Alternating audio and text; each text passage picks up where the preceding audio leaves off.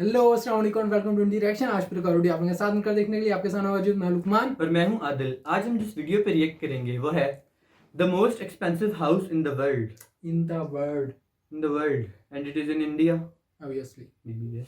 So let's see कि ऐसा क्या है इस घर में जो ये दुनिया का अगर इंडिया में तो फिर मुकेश अंबानी का होना चाहिए ऑब्वियसली लेकिन फिर भी ऐसा क्या बात है इसमें कि दुनिया का सबसे ज्यादा एक्सपेंसिव घर बन गया। इंटरेस्टिंग चीज है, इंटरेस्टिंग। देखते हैं, let's see. 3 go. Nice entrance. The most expensive home on the planet. Oh, nice. In the inner city of Mumbai, India, not far from the poverty-stricken slums, on the renowned Altamont Road, stands Antilia, the is most it? expensive Yes. home ever created. This home ascends 27 stories, stretching 568 feet high, granting the massive structure with prime views of the Arabian Sea. In technical terms, the home is the second most expensive residential property in the world, considering Buckingham Palace is worth around $5 billion Buckingham US Palace के dollars. बाद However, Buckingham Palace is considered a crown property, whereas Exactly, Antilia crown is a property. private residence. Wow. And the most expensive private residential property at that, with some pricing estimates as high as $2 billion. Even still, any list in which a residence is preceded by Buckingham Palace pretty much guarantees that place is going to be over the top luxurious and is likely a house I'd love to move into. In this video, I'll take you on a virtual informative tour of this ostentatious estate while engaging all of 2 of your senses. In this massive home, there are several ceilings that are double or triple heighted, so the 27-floored skyscraper looks more like a 50 or 60-floor building. Can you imagine only being as tall as an ordinary 27-floor building? Laughable. On some of the lower floors, there is a multi-level car lot that can hold 168 vehicles, including Mukesh's precious RS5 Crore Maybach, a car for very important people. Somewhere in that car lot is also a car service station. But if cars aren't your style, don't worry. The home also has 3 helipads placed on the roof. Few things say billionaire like more than one helipad on the roof. There you go. Both the private car lot and helipads are violations of residential bylaws in Mumbai, but from what we can tell, no one has forced the billionaire's hand to make any changes. Above the car lot, you'll find an extravagant lobby composed of 9 elevators. Further up is a 2-story recreation center with a lap pool, a gym, a juice bar, a dance studio, and a yoga studio. Floors like these are how Jeff Bezos transformed his I sell books body to his I sell what I want physique. As you continue to ascend, you will eventually run into a spa and a ballroom. The ballroom is adorned with multiple crystal chandeliers that cover 80% of the ceiling, leaving a shameful 20% exposed and unadorned.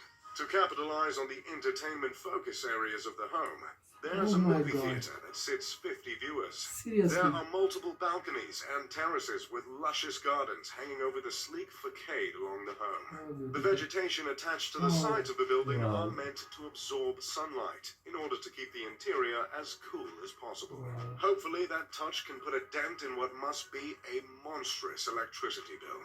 As if all this luxury wasn't enough of an escape from the hot, busy streets of Mumbai, the home comes fitted with an ice room equipped with a snow generator. Meant to mimic a winter wonderland, a creative addition rivaled only by the likes of Willy Wonka.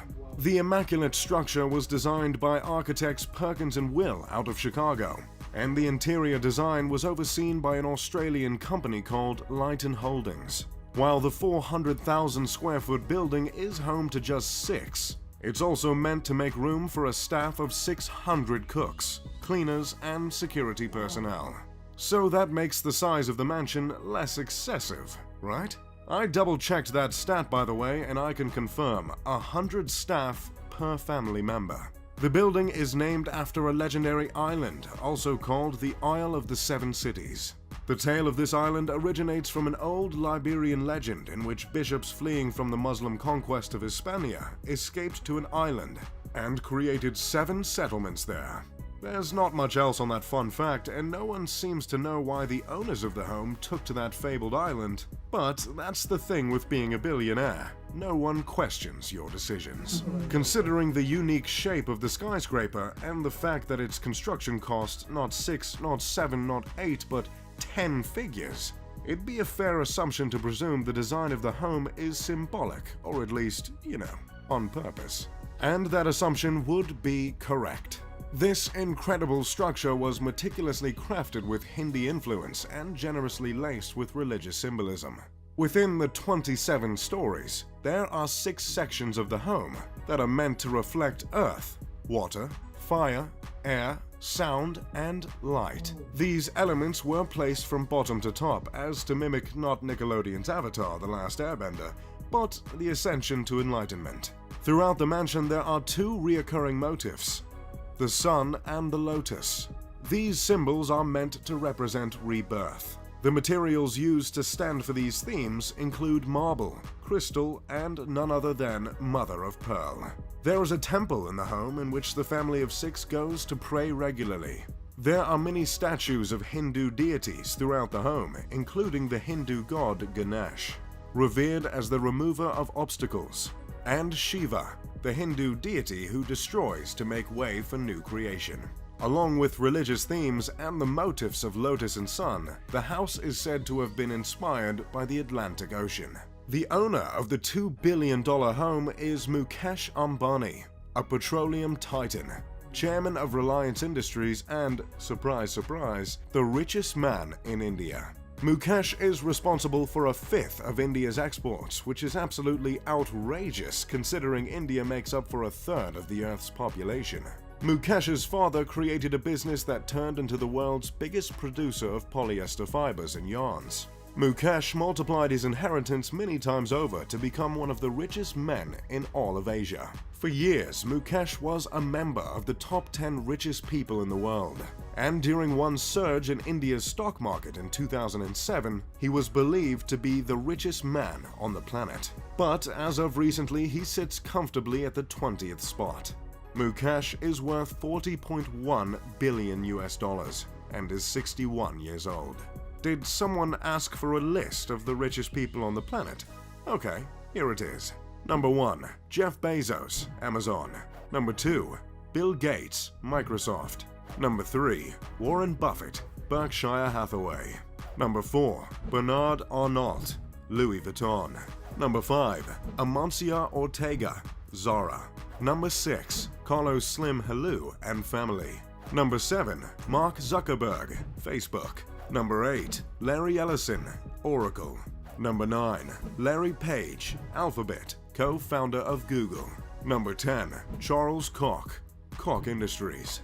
Number 11, David Koch, you guessed it, Koch Industries. Number 12, Sergey Brin, Google. Number 13, Michael Bloomberg, Bloomberg. Number 14, Ma Huateng, Tencent Holdings. Number 15, Jim Walton, Walmart. Number 16, Rob Walton, Walmart. Number 17, Alice Walton, Walmart. Number 18, Steve Ballmer, Microsoft. Number 19, François Bettencourt Myers and family, L'Oreal. Number 20, and our guy, Mukesh Ambani. We just love lists here at Mr. Luxury. As you might have noticed from the list, Mukesh is one of only 2 individuals from Asia to earn a spot on the list.